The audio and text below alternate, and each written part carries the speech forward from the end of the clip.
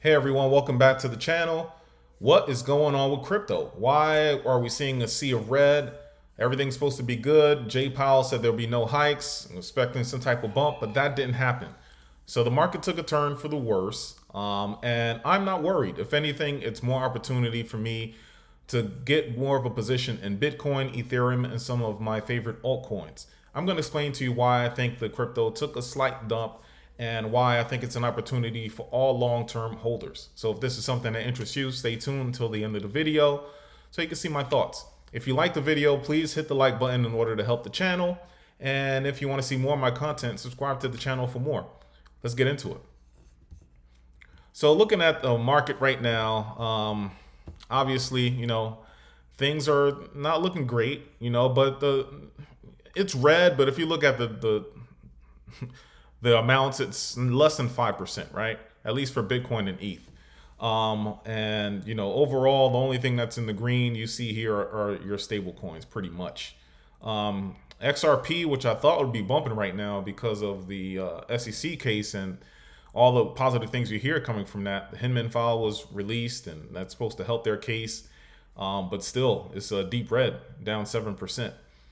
So that's where we're at as far as market goes. Now, the sentiment is we're in fear. We're in the fear level now. For the longest time, we were hovering in that neutral area. You see here last week we were in neutral, last month neutral. But we took a turn for the fear yesterday, and now we're at 46, still in fear. Looking at the market, you see Bitcoin is down 0.37% the last hour. And we look at the past 24 hours, down 3%.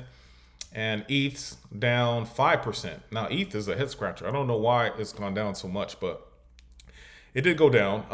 And then looking at BNB, obviously that's been going on with Binance issues. XRP we talked about. Cardano for the 7 days down 18%. And that could be mostly due to the SEC lawsuit. Solana down 22%. Again, SEC lawsuit listing it as a security. Same thing with Polygon, 19%. Litecoin is a big head scratcher for me. They have their halving coming up in August, and you would think people would be loading up on it, but no, it's down 17% for the past week. Very interesting. Avalanche down 19%. Sheeb down 16%. Cosmos down 10%. Chainlink down 11.3%.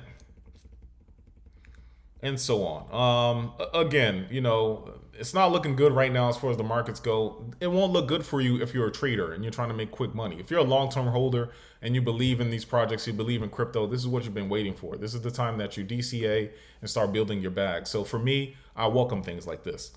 And I have a long-term mentality, long-term investor mentality. So that's why I feel that way. Now, what is going on? What led this? What was the catalyst maybe to this? Today, the Fed announced that there would be no hikes, and people expected the markets to bump and just turn green. However, after that, he had a Q&A session, and in that session, he mentioned that although there's a pause now, they anticipate 2 more hikes for the remainder of the year. Markets were not expecting that at all. And I think that's probably what led to, risk assets taking a little dip because of that. Also, Bloomberg MicroStrategist says that U.S. bonds are sucking liquidity out of crypto and risk assets. And he talks about, the person we're talking about here is Scott Melker. He's a crypto analyst. And basically he interviewed Mike McGlone. And he said his sentiment as far as why he thinks there's no liquidity in crypto and why maybe the market is kind of dry at the moment is because of T-bills, treasury bills.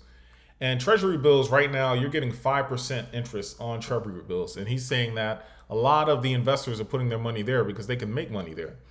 And he goes on to say that the crypto markets have not faced macro conditions like this before. And he believes investors will turn to the highest interest T-bills and look to reinvest in crypto after the markets dip lower and their T-bill interest pays off.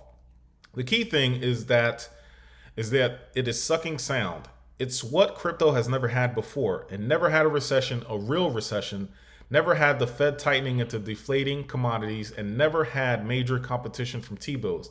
Now they do. To me, it's that sucking sound away from speculative digital assets in a bear market versus something where. hey, maybe I can lock up for a little while and be the one person to buy everything at a discount for a couple of years from now. So basically, that's his opinion as to why he thinks that crypto, basically, there's been no pump. Not to mention there's a bear market. We have regulation. We don't know what's going to happen with that. SEC lawsuits. You have Binance FUD. So a lot of things are going on right now. But the T-bill theory makes sense to me as well, because in his article as well, he also mentioned that stable coins were big, but now stable coins aren't offering the interest that T-bills are offering. And so he's saying a lot of that money, a lot of that liquidity is in treasury bills right now. And I can agree with that. Next, SEC action adds to a long history of disputes, misconceptions, and mistrust over the actual cause or use case of digital assets. After the FTX implosion, some feel US lawmakers are angry with the crypto industry. The most recent battle is centered on how centralized exchanges can use customer funds. Not all lawmakers are comfortable with Gensler's actions. Rep. Warren Davidson introduced the SEC Stabilization Act. And basically, the bill would remove Gensler as chair and redistribute his power among a committee. And also, TVL and volume remain low. The attack on central exchanges has increased Bitcoin exchange inflows and outflows. Exchange inflows indicate increased sell-side pressure, while outflows typically are to self-custody assets. Despite the net flow movement to on-chain self-custody, DeFi has not witnessed any growth. The TVL is a common metric used to examine the health and sentiment of the crypto market. According to DeFi Llama, TVL across all protocols dropped 0.5% in the past 24 hours and has shed more than 120 billion since April 5th, 2022. So that is, it goes along with the T-bill sentiment, which could be a theory as to why crypto is not strong right now, not as strong as it should be. You hear a lot of YouTubers saying that, okay, we're heading into the bull market, bull run. And I can see why some would say that, but there are a lot of different factors, a lot of different headwinds right now that are stopping that from happening. And right now, I would say now between the Bitcoin halving of next year, now's the time to, pay attention to macro conditions, listen to the news, see what's going on financially, and invest wisely. And invest right now. We're getting some deep discounts. And as a long-term holder, this is what I'm looking for. So pay attention and fill your bags when you get good prices. We haven't seen Bitcoin and ETH at these prices for a while. So right now is when you want to take advantage. So heading into that, ETH, nothing but positive things for me. I don't see why it dropped. If anything, I'm starting to stack. And if you look here, you look at the number of ETH burnt this year, 788,000. 788,000 ETH burnt. The current circulating supply of ETH is 120 million. The tokenomics is awesome with this chain. Not to mention that basically ETH controls DeFi. A lot of NFTs on ETH, and I get it. The fees that you have to pay, the gas fees you have to pay when the network is congested is ridiculous. But still, you can't ignore ETH. There's a lot of chains out there that's looking to take over the reins, but right now none has done it so far. So while you can, I think ETH has come down to this price, to the 1,600 price. You got to take advantage. Again, that's crazy. 788,000 ETH burnt this year is crazy.